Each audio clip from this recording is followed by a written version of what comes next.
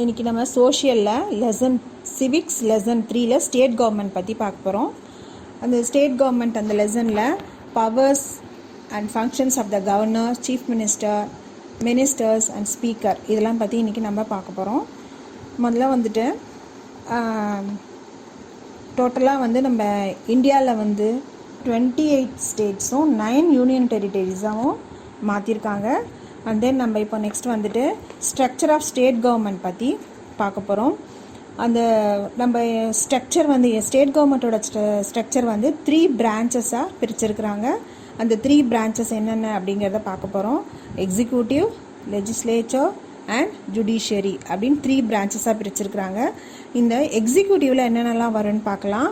Governor, chief minister and then council of ministers. லெஜிஸ்லேச்சரில் legislative council, this upper house, legislative assembly, lower house. And then judiciary-ல high court, district court and other courts இப்படி பிரிச்சிருக்கிறாங்க. இப்போ நம்ம executive பற்றி பார்க்க போகிறோம். அதில் ஃபர்ஸ்ட் கவர்னர் பற்றி பார்க்கலாம். இந்த governor is the constitutional head of the state executive. The same person may be appointed as the governor of 2 or more states. இந்த கவர்னர் வந்து யார் அப்பாயிண்ட் பண்ணுவாங்க அப்படின்னா பிரசிடென்ட் தான் அப்பாயிண்ட் பண்ணுவாங்க. அவருடைய யூஷுவல் டேர்ம் ஆஃப் ஆஃபீஸ் வந்து 5 years. அப்புறம் நெக்ஸ்ட் அவருடைய குவாலிஃபிகேஷன் பற்றி பார்க்கலாம். இந்த ஆர்டிகல் 157 அண்ட் 158 வந்து இந்த கவர்னருடைய குவாலிஃபிகேஷன் பற்றி மென்ஷன் பண்ணுது. அதில் ஃபர்ஸ்ட் ஒன் வந்து he should be a citizen of India. He must have completed 35 years of age. He should not be a member of parliament. He should not hold any other profitable occupations. இதுதான் கவர்னருடைய qualifications. இப்போ நம்ம கவர்னரோட executive powers பற்றி பார்க்க போகிறோம். Governor appoints the leader of the majority party state legislative assembly as the chief minister of the state. He appoints other members of the council of ministers on the recommendation of the chief minister. He appoints the advocate general of the state. He appoints the chairman and members of the state public service commission. He appoints the state election commissioner. He acts as the chancellor of universities in the state. He directly rules the state when there is the imposition of the president's rule in the state. இதுதான் வந்து executive powers of the governor. Legislative பவர்ஸில் அசம்பிளியில் கவர்னருக்கு என்னென்ன power இருக்குது அப்படின்னு பார்க்க போகிறோம். அசம்பிளியில் இவர் ஒரு மெம்பர் கிடையாது. எந்த ஹவுஸ்லேயும் இவர் மெம்பர் கிடையாது. சட்டசபை கூடுவதற்கும் கலைப்பதற்கும் இவருக்கு ரைட்ஸ் இருக்குது. ஒரு நியூ கவர்மெண்ட் ஃபார்ம் ஆகிற செஷனில் இவர் இருப்பார். ஸ்பீக்கரும் இல்லை, டெப்டி ஸ்பீக்கரும் இல்லை. அப்படிங்கிற பட்சத்தில் யாரை வேண்டுமானாலும் இவர் வந்து என்ன பண்ணலான்னா அப்பாயிண்ட் பண்ணுறதுக்கு கவர்னருக்கு ரைட்ஸ் இருக்குது. சட்டசபையை வந்து இவர் வழி நடத்துவார். He can nominate 1 member to the state legislature assembly from the Anglo-Indian community. He nominates 1/6 of the members of the state legislative council from amongst the person having special knowledge or practical experience in literature, science, art, cooperative movement and social service. அதுக்கப்புறம் governor election commission கிட்ட discuss பண்ணி legislative மெம்பர்ஸை இவர் வந்து disqualify பண்ண முடியும். ஒரு bill எப்போ லாவாக மாறும் அப்படின்னா கவர்னரோட சிக்னேச்சர் இருந்தால் மட்டும்தான் அந்த பில் வந்து லாவாக மாற முடியும். கவர்னரோட சிக்னேச்சர் இல்லாமல் அந்த பில்லை கொண்டு வர முடியாது. பில்லாக இருக்கிறதுக்கும் லாவாக மாறுறதுக்கும் கவர்னர் கையில் தான் இருக்குது. He has to lay the annual reports of the State Finance Commission, the State Public Service Commission and the Comptroller and Auditor General relating to the accounts of the state. Next இப்போ நம்ம financial powers பார்க்க போகிறோம். மணி bill state லெஜிஸ்லேச்சரில் தான் கொண்டு வர முடியும். Emergency டைமில் ஏதாவது ஃபண்ட் வேணும் அப்படின்னா கவர்னர் தான் அந்த ஃபண்டை வந்து கிராண்ட் பண்ணுவார். ஃபண்ட் வந்து கவர்னரோட கண்ட்ரோலில் தான் இருக்கும். 5 இயர்ஸ்க்கு ஒரு முறை ரெவ்யூ பண்ணிக்கிட்டே இருப்பார். Next judicial powers. Attorney general of the state வந்து அப்பாயிண்ட் பண்ணுறது கவர்னர் தான். He appoints judges to the subordinate court in the state. அதுக்கப்புறம் சீஃப் ஜஸ்டிஸ் ஆஃப் த கோர்ட்டை வந்து அப்பாயிண்ட் பண்ணுறது பிரசிடென்ட் தான். ஆனால் கவர்னரோட கன்சல்டேஷனில் தான் அவர் வந்து பிரசிடென்ட் வந்து அப்பாயிண்ட் பண்ணுவார். கருணை அடிப்படையில் வந்து தண்டனையை வந்து கவர்னரால் குறைக்க முடியும். இப்போ நம்ம டிஸ்க்ரிஷனரி பவர்ஸ் பற்றி பார்க்க போகிறோம். ஒரு பில்லை கொண்டு வர விருப்பம் இல்லை அப்படின்னா அதை சட்டமாக கொண்டு வராமல் இருக்கலாம். ஸ்டேட்டில் ஆட்சி சரியில்லைன்னா பிரசிடென்ட் ரூல் கொண்டு வரதுக்கு கவர்னர் ரெக்கமெண்ட் பண்ணலாம். நெக்ஸ்ட் இப்போ நம்ம எமர்ஜென்சி பவர்ஸ் பற்றி பார்க்க போகிறோம். ஆர்டிகல் 356 என்ன சொல்லுதுன்னா, பிரசிடென்ட் ரூல் கொண்டு வந்தாலும் கவர்னருக்கு பவர் உண்டு. இவரோட டியூட்டியை செய்யும்போது இவர் யாருக்கும் பதில் சொல்ல வேண்டாம். கவர்னரை அரெஸ்ட் பண்ணவும் முடியாது. இப்போ நம்ம சீஃப் மினிஸ்டர் பற்றி பார்க்க போகிறோம். கவர்னர் வந்து nominal executive authority, chief minister வந்து real executive authority. The appointment of the chief minister.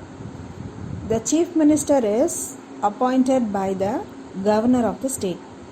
The leader of the majority party or majority group in the state legislative assembly is appointed as the chief minister.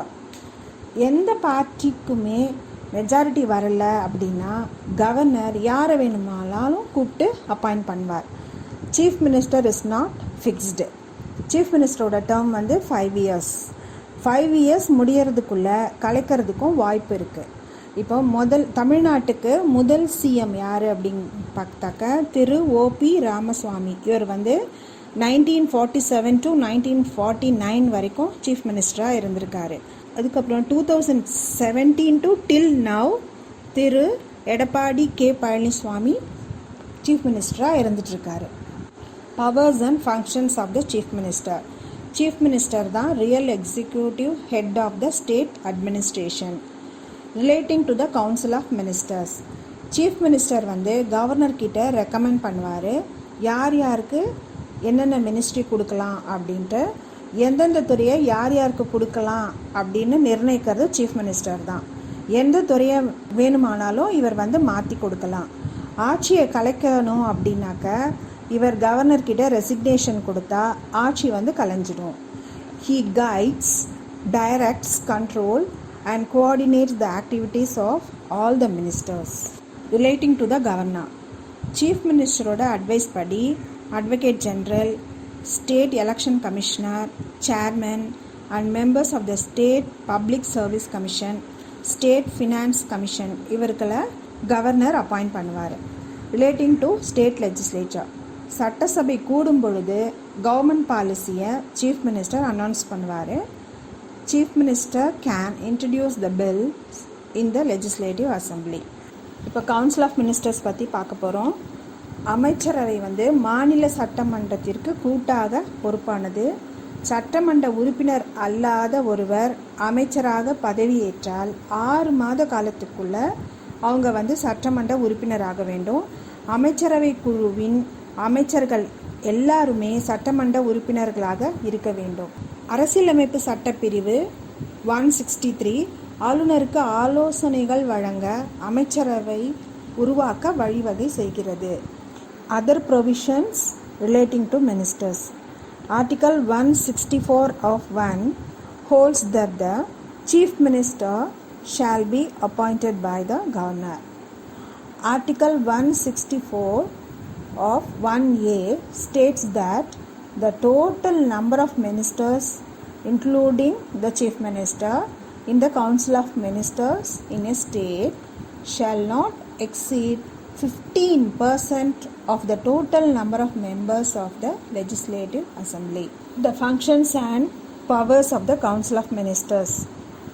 It controls the financial policy and decide the tax structure for the public welfare of the state. It discusses and takes efforts on the dispute with other states. It advises the governor on the appointment of judges of the subordinate courts. It frames the proposal for incurring expenditure out of state reserves. Annual financial settlement called as the budget is finalized by the Council of Ministers. State legislature பற்றி பார்க்க போகிறோம். ஸ்டேட்டில் இருக்கக்கூடிய சட்டமன்றங்கள் பற்றி பார்க்க போகிறோம். ஒவ்வொரு ஸ்டேட்டுக்கும் இருக்கக்கூடிய சட்டமன்றங்கள் பற்றி பார்க்க போகிறோம். The Constitution provides a legislature for every state. ஒவ்வொரு ஸ்டேட்டுக்கும் ஒவ்வொரு லெஜிஸ்லேச்சர் இருக்கணும் அப்படின்னு சொல்கிறது நம்முடைய இந்தியன் அரசியலமைப்பு சட்டம். Most of the state have only unicameral assembly, that is legislative assembly. Unicameral assemblyனா ஒரே ஒரு சட்டமன்றம். இந்தியாவை பார்த்தீங்கன்னா நிறைய ஸ்டேட்ஸில் யூனிகேமரல் லெஜிஸ்லேச்சர் தான். Some state have bicameral legislature. Central கவர்மெண்ட்டில் ராஜ்யசபா லோக்சபா இருக்கிற மாதிரி சில ஸ்டேட்ஸில் இவங்க அப்பர் ஹவுஸ் லோவர் ஹவுஸ் வச்சுருப்பாங்க. அதை பைகேமரல் லெஜிஸ்லேச்சர் அப்படின்னு சொல்கிறோம். அது மாதிரி எந்த ஸ்டேட்ஸில் பைகேமரல் லெஜிஸ்லேச்சர் வச்சுருக்காங்கன்னு பார்த்தோம்னா பீகார், கர்நாடகா, மகாராஷ்டிரா, உத்தரப்பிரதேஷ், ஆந்திர பிரதேஷ், தெலங்கானா. நம்ம தமிழ்நாட்டில் யூனிகேமரல் லெஜிஸ்லேச்சர். நம்ம தமிழ்நாட்டில் அப்பர் ஹவுஸ் கிடையாது. லோவர் ஹவுஸ்னால் லெஜிஸ்லேட்டிவ் அசம்பிளி சட்டமன்றம். அது எலெக்ஷனில் ஜெயித்தவங்க லோவர் ஹவுஸில் இருப்பாங்க. அப்பர் ஹவுஸ்னால் லெஜிஸ்லேட்டிவ் கவுன்சில் சட்டமன்ற சபை. அவங்க ரெப்ரசன்டேட்டிவ்ஸாக இருப்பாங்க. டீச்சர்ஸ், கிராஜுவேட்ஸ், லோக்கல் கவர்மெண்ட் அந்த மாதிரி பீப்புளெலாம் கூட லெஜிஸ்லேட்டிவ் கவுன்சிலில் இருப்பாங்க. The legislative assembly lower house. Legislative assembly is a popular house. Legislative அசம்பிளியா லெஜிஸ்லேட்டிவ் கவுன்சிலா அப்படின்னு பார்த்தோம்னா ரியல் பவர் லெஜிஸ்லேட்டிவ் அசம்பிளி கையில் தான் இருக்குது. ஒவ்வொரு ஸ்டேட்டுக்கும் ரியல் பவர் யார்கிட்ட இருக்குதுன்னு பார்த்தோம்னா லெஜிஸ்லேட்டிவ் அசம்பிளியில் தான் இருக்குது. அடல்ட் ஃப்ரான்ச்சைஸ் அப்படின்னா 18 வயசுக்கு அப்புறம் ஓட்டு போடுறது தான் அடல்ட் ஃப்ரான்ச்சைஸ்னு சொல்கிறோம். இந்த சட்டமன்றத்தில் பார்த்திங்கன்னா எலெக்ஷன் மூலமாக டைரக்ட் எலெக்ட் ஆகி வந்திருக்கிறவங்க தான் இருப்பாங்க. ஒவ்வொரு ஸ்டேட்லேயும் ஒரே மாதிரியான மெம்பர்ஸ் இருக்க மாட்டாங்க. அந்த ஸ்டேட்டுடைய பாப்புலேஷனுக்கு தகுந்த மாதிரி எண்ணிக்கைகள் இருக்கும். எவ்வளவு பெரிய ஸ்டேட்டாக இருந்தாலும் எவ்வளவு பாப்புலேஷன் இருந்தாலும் இந்த சட்டமன்றத்தில் 500க்கு மேலே மெம்பர்ஸ் இருக்கக்கூடாது. நாட் பிலோ 60, 60க்கு கீழேயும் இருக்கக்கூடாது. சட்டமன்றத்தில் இருக்கிறவங்க ஒவ்வொருவரும் எவ்ரி 5 இயர்ஸ் ஆட்சி நடத்தலாம். 5 வருஷத்துக்கு அப்புறம் ஒரு முறை எலெக்ஷன் வரும். 5 வருஷத்துக்குள்ள தேவைப்பட்டால் இந்த சட்டமன்றத்தை கலைக்கவும் பார்க்கலாம். The size of the legislative council cannot be more than 1/3 of the members of the legislative assembly. lower houseல இருக்கிறத விட 1/3 அப்படிங்கிற கணக்கு எடுத்துக்கிட்டு தான் legislative council இருக்கணும். ஃபார் எக்ஸாம்பிள் லெஜிஸ்லேட்டிவ் அசம்பிளியில் 30 பேர் இருக்காங்கன்னா லெஜிஸ்லேட்டிவ் கவுன்சிலில் 10 பேர் தான் இருக்கணும். அதுக்கு மேலே இருக்கக்கூடாது. ஒவ்வொரு ஸ்டேட்டுக்கும் இது சொல்கிறாங்க. 40க்கும் கீழே கம்மியான மெம்பர்ஸ் இருக்கக்கூடாது. சட்டமன்ற உறுப்பினர்களுக்கு சேலரி யார் கொடுப்பாங்கன்னு பார்த்தா சட்டமன்றத்திலேயே அவங்க முடிவு பண்ணிப்பாங்க. அப்பப்போ சேஞ்சஸ் ஏற்பட்டுக்கிட்டே இருக்கும். காம்போசிஷன் பற்றி பார்க்க போகிறோம். நம்முடைய தமிழ்நாடு சட்டமன்றத்தில் 235 மெம்பர்ஸ் இருப்பாங்க. அதில் 234 மெம்பர்ஸ் டைரெக்டாக ஓட்டு போட்டு செலக்ட் பண்ணிடுவோம். ஒரு மெம்பர் மட்டும் கவர்னர் நாமினேட் பண்ணுவார். அவரும் எங்கேருந்து எடுப்பார் அப்படின்னா ஆங்கிலோ இந்தியன் கம்யூனிட்டியிலேருந்து எடுப்பாங்க. இப்போ கேபினட் அண்ட் கேபினட் கமிட்டிஸ் பற்றி பார்க்க போகிறோம். கேபினட் அப்படின்னா மந்திரி சபை. எல்லா மினிஸ்டர்ஸ் நடுவில் இருக்கக்கூடிய சின்ன இந்த ஒரு குரூப் ஆஃப் மெம்பர்ஸ் தான். இவங்க தான் மிக முக்கியமான ஆட்கள். துறை சார்ந்தவர்கள் மட்டும்தான் இருப்பாங்க. It is the real center of the authority in the state government. உண்மையான அத்தாரிட்டி இவர்கள் கையில் தான் இருக்குது. துறை அமைச்சர்கள் கிட்ட இருக்குது. The cabinet works through various committees called cabinet ministers. They are of 2 types, standing committee and ad hoc. Standing கமிட்டின்றது பர்மனெண்ட், அட்ஹாக்ன்றது டெம்பரரியாக இருக்கும். ஸ்டாண்டிங் கமிட்டி நடைமுறையில் இருக்கும். திடீர்னு ஏதாவது ஒரு ப்ராப்ளம், ஏதாவது ஒன்று ரிசர்ச் பண்ணணும், சட்டங்களில் பரிந்துரை தேவைப்பட்டால் இந்த அட்ஹாக் வந்து அப்போ செயல்படும். அந்த ப்ராப்ளம்லாம் முடிஞ்சதுக்கப்புறம் அந்த டெம்ப்ரவரி கமிட்டி வந்து கலைக்கப்படும். இப்போ நம்ம ஸ்பீக்கர் பற்றி பார்க்க போகிறோம். சட்டமன்றத்தை யார் வழி நடத்துவாரோ அவரை தான் ஸ்பீக்கர்னு சொல்கிறோம். ஏற்கனவே சட்டமன்றத்தில் இருக்கக்கூடிய 2 மெம்பர்ஸை தேர்ந்தெடுப்பார். அதில் ஒருத்தர் வந்து ஸ்பீக்கர், இன்னொருத்தர் வந்து டெப்டி ஸ்பீக்கர். ஸ்பீக்கர் அந்த சட்டமன்றத்தை வழிநடத்த முடியவில்லை அப்படின்னா எப்போ வேணும்னாலும் ஆஃபீஸ் விட்டு வெக்கேட் பண்ணலாம். அவர் எப்போ வேணும்னாலும் ரிசைன் பண்ணலாம். ஸ்பீக்கரோட நடவடிக்கை பிடிக்கவில்லைன்னா அவரை வந்து ரிமூவ் பண்ணலாம். ஆனால் 14 நாட்களுக்கு முன்பே அவருக்கு வந்து அவங்க நோட்டீஸ் கொடுத்துருக்கணும். உங்களை நாங்கள் எடுக்க முடிவு பண்ணியிருக்கோம் அப்படிங்கிற நோட்டீஸ் வந்து அவங்களுக்கு போகணும். யார் வேணும்னாலும் அந்த ரெசல்யூஷனை பாஸ் பண்ண முடியாது. இந்த மெம்பர்ஸ் வந்து மெஜாரிட்டியான மெம்பர் ஓட்டு போட்டு இருக்கணும். அந்த ஓட்டு போட்டால் தான் அந்த நோட்டீஸ் கொடுக்க முடியும். ஏதோ ஒரு காரணத்தினால 5 வருஷத்துக்குள்ளே சட்டமன்றத்தை கலைச்சாலும் ஸ்பீக்கர் வந்து அவரோட பொசிஷனில் தான் இருப்பார். எது வரைக்கும் அவர் இருப்பார்னா மறுபடியும் எலெக்ஷன் வந்து சட்டமன்றத்துக்கு புது கவர்மெண்ட் ஃபார்ம் ஆகிற வரைக்கும் பழைய ஸ்பீக்கர் வந்து ஸ்பீக்கராகவே இருப்பார். While the office of the speaker is vacant, the deputy speaker performs his function. ஒருவேளை ஸ்பீக்கர் இல்லைன்னா ஸ்பீக்கரோட வேலையெல்லாம் டெப்டி ஸ்பீக்கர் பண்ணுவார். இப்போ லெஜிஸ்லேட்டிவ் கவுன்சிலில் அப்பர் ஹவுஸ் பற்றி பார்க்க போகிறோம். The legislative council is the upper house of the state. It is the permanent house. Legislative councilக்கு Vidhana Parishad அப்படிங்கிற பேரும் உண்டு. அப்பர் ஹவுஸில் இன்டைரக்டாக ஒர்க் பண்ணுவாங்க. It is also a permanent house. இதை கலைக்க முடியாது. ஏன்னா இவங்க நாமினேட்டட் மெம்பர்ஸ். அவங்க டேர்ம் வந்து 6 years. ஒவ்வொரு வருஷம் 3 பார்ட்டில் 1 பார்ட் ரிட்டையர் ஆகிட்டே இருப்பாங்க. MLC must be citizen of India. அவங்க வந்து இந்தியாவோட சிட்டிசனாக இருக்கணும். இதில் நாமினேட் பண்ணுறதுக்கு கண்டிப்பாக 30 வயசு நிரம்பி இருக்கணும். கண்டிப்பாக 40 வயசுக்குள்ளே இருக்கணும். அதோடு இல்லாமல் மென்டலி சவுண்ட் மைண்டாக இருக்கணும். பேங்க்ரப்ட் பண்ணாதவங்களாக இருக்கணும். ஓட்டர்ஸ் லிஸ்ட்டில் இவங்க நேம் இருக்கணும். Election to legislative council. 1/3 of the members are elected by local bodies. 1/12 of the members are elected by graduates of the universities in the state. 1/12 of the members are elected by graduate teachers. 1/3 of the members are elected by the members of the legislative assembly.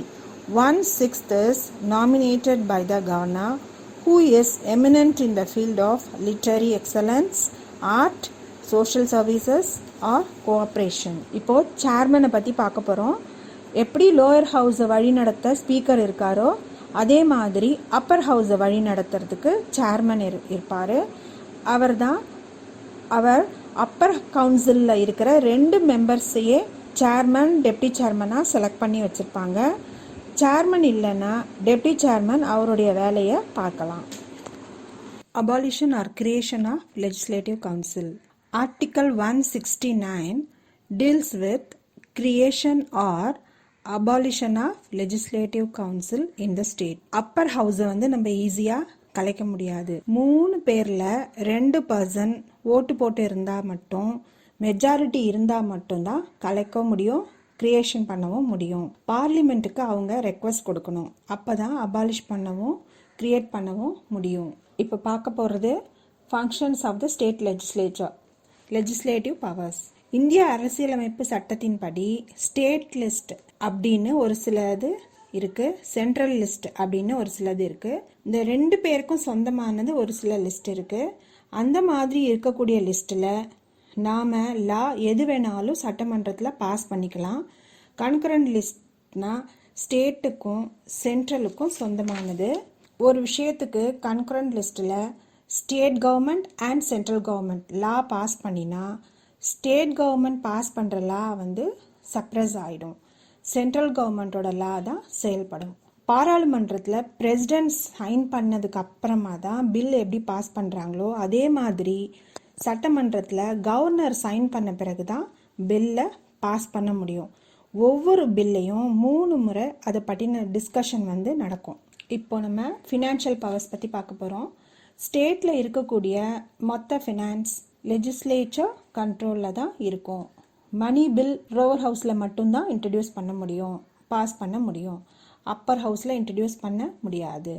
சட்டமன்றத்துக்கு தான் நிறைய power இருக்குது. புது tax வந்து சட்டமன்றத்தோட permission இல்லாமல் கொண்டு வர முடியாது. இப்போ நம்ம கண்ட்ரோல்ஸ் ஓவர் தி எக்ஸிக்யூட்டிவ் பற்றி பார்க்க போகிறோம். The council of ministers is responsible to the assembly. சட்டமன்றம் நடக்குதுன்னா அந்த துறை மினிஸ்டர்ஸ் தான் இவங்க கேட்கக்கூடிய கேள்விகளுக்கு பதில் அளிக்கணும். ஒரு மினிஸ்டர் சரியாக அவரோட ஒர்க்கை பண்ணலை அப்படின்னா நோ கான்ஃபிடென்ஸ் மோஷன், நம்பிக்கை இல்லாத தீர்மானத்தை கொண்டு வரலாம். அப்படி கொண்டு வந்தால் அந்த குறிப்பிட்ட மினிஸ்டரை வந்து சட்டமன்றத்திலிருந்து எடுத்து விடலாம். இப்போ நம்ம ஜுடிஷரி ஆஃப் த ஸ்டேட் பற்றி பார்க்க போகிறோம்.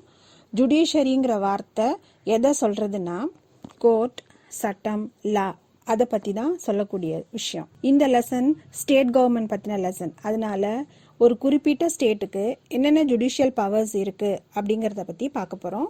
இப்போ நம்ம ஃபஸ்ட்டு ஹைகோர்ட்ஸ் பற்றி பார்க்க போகிறோம். 1862 இந்தியாவில் ஹைகோர்ட் உருவாக ஆரம்பிச்சிருச்சு. இந்தியாவில் கல்கட்டா, பாம்பே, மெட்ராஸ் இந்த 3 இடத்துலையும் பிரிட்டிஷ் ஹைகோர்ட் ஆரம்பித்தாங்க. 1862 இந்தியா வந்து பிரிட்டிஷோட கண்ட்ரோலில் தான் இருந்தது. பிரிட்டிஷ் கொஞ்சம் கொஞ்சமாக எந்தெந்த இடத்துல அவங்களோட கண்ட்ரோல் இருந்ததோ அந்தந்த இடத்துலலாம் ஹைகோர்ட்டை கொண்டு வர ஆரம்பித்தாங்க. 1947 நமக்கு ஃப்ரீடம் கிடைச்சது. 1950 நம்ம ரிப்பப்ளிக் டேவை கொண்டாடிட்டோம். ரிப்பப்ளிக் டேங்கிறது நம்ம கான்ஸ்டிடியூஷனை அக்செப்ட் பண்ணிக்கிட்ட நாள். ஸ்டேட் லெவல்லனா ஹைகோர்ட்டும், கண்ட்ரி லெவல்லனா சுப்ரீம் கோர்ட்டும் அப்படிங்கிறத ஞாபகம் வச்சுக்கோங்க.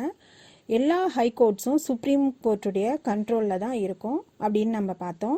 ஒவ்வொரு ஸ்டேட்டுக்கும் ஒவ்வொரு ஹைகோர்ட் இருக்குன்னு பார்த்தோம். சில இடங்களில் என்னாச்சுன்னா 2-3 ஸ்டேட்ஸுக்கோ ஒரு யூனியன் டெரிட்டரிக்கோ அல்லது 2 யூனியன் டெரிட்டரிஸ்க்கோ சேர்த்து ஒரு ஹைகோர்ட் தேவைப்பட்டதுன்னா அதற்காக ஒரு அமெண்ட்மெண்ட் வந்து கொண்டு வந்தாங்க. அமெண்ட்மெண்ட் அப்படிங்கிறது என்னன்னா மாற்றங்கள், ஒரு சின்ன procedure.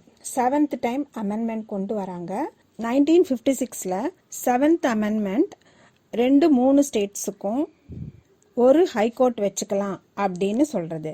For example Punjab, Haryana, Chandigarh இந்த 3 இடத்துக்குமே சேர்ந்து ஒரே ஒரு ஹைகோர்ட் தான் சண்டிகாரில் இருக்கு. சண்டிகார் வந்து ஒரு யூனியன் டெரிட்டரி. ஒரு யூனியன் டெரிட்டரிக்கும் 2 ஸ்டேட்ஸுக்கும் சேர்ந்து ஒரே ஒரு ஹைகோர்ட் தான் இருக்கு. அதே மாதிரி இந்தியாவில் பார்த்தீங்கன்னா நார்த் ஈஸ்ட் டைரக்ஷனில் அசாம், நாகாலாந்து, மிசோரம் அண்ட் அருணாச்சல் பிரதேஷ் இந்த ஸ்டேட்ஸுக்கும் ஹைகோர்ட் வந்து கவுஹாத்தியில் இருக்கு. டெல்லி ஸ்டேட் இல்லைனாலும் கூட அதுக்குன்னு தனியாக ஹைகோர்ட் தனியாக இருக்கு. High court has a chief justice and a number of judges. ஒரு ஸ்டேட்டுக்கும் இன்னொரு ஸ்டேட்டுக்கும் ஏற்ற மாதிரி தான் நம்பர் ஆஃப் ஜட்ஜஸ் இருப்பாங்க. ஒரு ஸ்டேட் சின்னதாக இருக்கும், ஒரு ஸ்டேட் பெருசாக இருக்கும். அதுக்கு ஏற்ற மாதிரி தான் ஜட்ஜஸ் இருப்பாங்க. இந்த கோர்ட்டுக்கு இத்தனை ஜட்ஜஸ் வேணும் அப்படின்னு யார் முடிவு பண்ணுவாங்கன்னா அது பிரசிடென்ட் கையில் தான் இருக்குது. பிரசிடென்டுடைய ஒப்புதலில் தான் அது நடக்கும். இந்தியாவில் 28 ஸ்டேட்ஸும் 9 யூனியன் டெரிட்டரிஸும் இருக்குது. இந்த 28 ஸ்டேட்ஸுக்கும் 9 யூனியன் டெரிட்டரிஸ்க்கும் 25 ஹைகோர்ட்ஸ் இருக்குது. 2019 ஆந்திர பிரதேஷ், தெலங்கானாவை பிரித்தாங்க. அப்போது ஆந்திர பிரதேஷில் நியூ ஹைகோர்ட் 1st January 2019 கொண்டு வந்தாங்க. ஆந்திராவில் இருக்கிற ஹைகோர்ட் அமராவதி அப்படிங்கிற இடத்துல இருக்குது. இப்போ jurisdiction and powers of high court பற்றி பார்க்க போகிறோம். ஒரிஜினல் ஜூரிஸ்டிக்ஷன்னா என்ன? அந்த கோர்ட்டுக்கு வரக்கூடிய டைரக்ட் அப்பீல். பாம்பே, கல்கட்டா, மெட்ராஸ்க்கு both original and appellate jurisdiction இருக்கும். ஹைகோர்ட்ஸுக்கு மோஸ்ட்லி அப்பலேட் ஜூரிஸ்டிக்ஷன் தான் இருக்கும். அட்மிரால்டி அப்படின்னா ஷிப் சம்பந்தப்பட்ட கேசஸ். ப்ரொபேட் அப்படின்னா சொத்து பிரச்சனைகள். மேட்ரிமோனியல் அப்படின்னா மேரேஜ் சம்பந்தப்பட்ட கேசஸ்லாம் வரும். கண்டெம்ப்ட் ஆஃப் கோர்ட் அப்படின்னா கோர்ட்டை அவமதிக்கிறது. கோர்ட் மூலமா ஏதாவது ஒரு விஷயம் சொல்லியிருந்தாங்கன்னா அதை மதிக்காம இருக்கிறது. இந்த மாதிரி விஷயங்கள் ஒரிஜினல் ஜூரிஸ்டிக்ஷன்ல இருக்கும். பிரசிடென்சி மேஜிஸ்ட்ரேட் கீழே இந்த மாதிரி கேசஸை கொண்டு வந்து நிறுத்துவாங்க. இப்போ நம்ம அப்பலேட் ஜூரிஸ்டிக்ஷன் பற்றி பார்க்க போகிறோம். அப்பல் ஜூரிஸ்டிக்ஷன் அப்படிங்கிறது அப்பீல் பண்ணுறது.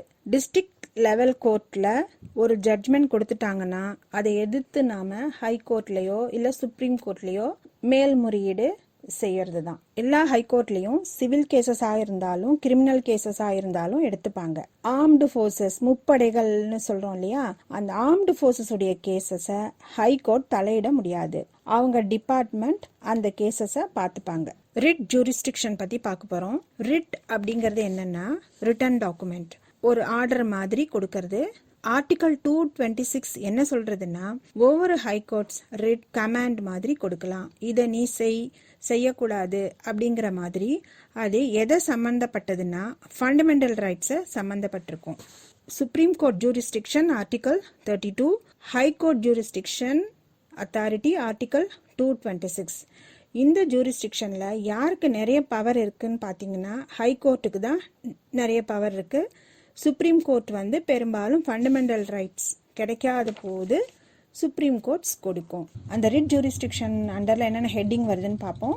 Habeas corpus, mandamus, quo warranto, certiorari, prohibition. இதில் ஃபர்ஸ்ட் நம்ம ஹேபியஸ் கார்பஸ் பற்றி பார்ப்போம். ஹேபியஸ் கார்பஸ்னா இல்லீகலாக யாராவது அரெஸ்ட் பண்ணியிருக்காங்க, இல்லீகலாக அவங்கள உள்ளே வச்சிருக்காங்க, அவங்கள ரிலீஸ் பண்ண சொல்லியோ கோர்ட்டில் கொண்டு வந்து நிறுத்த சொல்கிறது தான் ஹேபியஸ் கார்பஸ். மேண்டமஸ் அப்படின்னா கவர்மெண்ட் அஃபீஷியல்லையோ கவர்மெண்ட்டோ சரியா தன் வேலையை செய்யாம இருக்குன்றத கேட்கக்கூடியதான் மேண்டமஸ். ப்ரொஹிபிஷன் அப்படின்னா அந்த லோயர் கோர்ட்டுக்கு உண்டான கேஸை அவங்க எடுக்கக்கூடாதுன்னு தடுத்து நிறுத்துறது தான் ப்ரொஹிபிஷன். கியூ வாரண்டோ அப்படின்னா சப்போஸ் கவர்மெண்ட் போஸ்டிங் எனக்கு அப்படின்னு கிளைம் பண்ணாலோ, சப்போஸ் அவங்க அந்த போஸ்டிங்ல இருந்து எடுத்துட்டாலோ எந்த பேசிஸ்ல அவங்கள அந்த இடத்துல இருந்து எடுத்தாங்க அப்படின்னு கேட்கக்கூடியதுதான் கியூ வாரண்டோ. செட்டியோரரி, லோவர் கோர்ட்ஸ்ல கேஸ் இருக்கு, அதுல இருக்கக்கூடிய டாக்குமெண்ட்ஸ் வெரிஃபை பண்ணணும்னா கொடுக்கக்கூடியதுதான் செட்டியோரரி. சூப்பர்வைசரி ஜூரிஸ்டிக்ஷன், யாரை வந்து சூப்பர்வைஸ் பண்ணுவாங்க அப்படின்னு பார்க்க போறோம். மிலிட்டரி சம்பந்தப்பட்ட கேஸ்ல இவங்க தலையிட முடியாது. இவங்களுக்கு கோர்ட் வந்து தனியாவே இருக்கும். அது தவிர ஹை கோர்ட்டுக்கு கீழே எத்தனை கோர்ட் இருந்தாலும் அத்தனையும் ஹை கோர்ட் தான் கண்ட்ரோல் பண்ணும். அவங்க கிட்ட ரிட்டர்ன் ஏதாவது வரணும்னா கேட்கக்கூடிய அத்தாரிட்டி ஹை கோர்ட்டுக்கு இருக்கு. என்னெல்லாம் இஷ்யூ பண்ணிருக்காங்க, என்னெல்லாம் ரூல்ஸ் இருக்கு, என்னெல்லாம் பிராக்டிஸ் பண்ணியிருக்காங்க, என்னெல்லாம் ப்ரொசீடிங் இருக்கு அப்படிங்கிறத கண்காணிக்கக்கூடிய அத்தாரிட்டியும் ஹைகோர்ட்டுக்கு இருக்கு. என்னெல்லாம் ரெக்கார்ட்ஸ் வச்சிருக்கணும், என்னெல்லாம் என்ட்ரிஸ் அவங்க போட்டிருக்கணும், அந்த மாதிரி ஃபைல்ஸ் எல்லாம் செக் பண்ணக்கூடிய அத்தாரிட்டியும் இவங்க தான். பேமெண்ட்ஸ்லாம் என்னென்ன பண்ணிருக்காங்க அந்த ஃபைல்ஸ்லாம் சூப்பர்வைஸ் பண்ணக்கூடிய அத்தாரிட்டி ஹைகோர்ட்டுக்கு உண்டு. ஆஃப் ரெக்கார்ட், எந்த கேஸ் நடந்தாலும் அதை பிரிண்ட் பண்ணி ஃபைலா மெயின்டைன் பண்ணக்கூடிய கட்டாயம் கோர்ட்டுக்கு இருக்கு. அவங்க வச்சிருக்கிற கூடிய அந்த இடத்த தான் கோர்ட் ஆஃப் ரெக்கார்ட் அப்படின்னு சொல்றோம். ஃபியூச்சர்ல ஏதாவது தேவைன்னா இதை பார்த்து அவங்க யூஸ் பண்ணிக்கலாம். இந்த லெசன் இதோட முடியுது. தேங்க்யூ.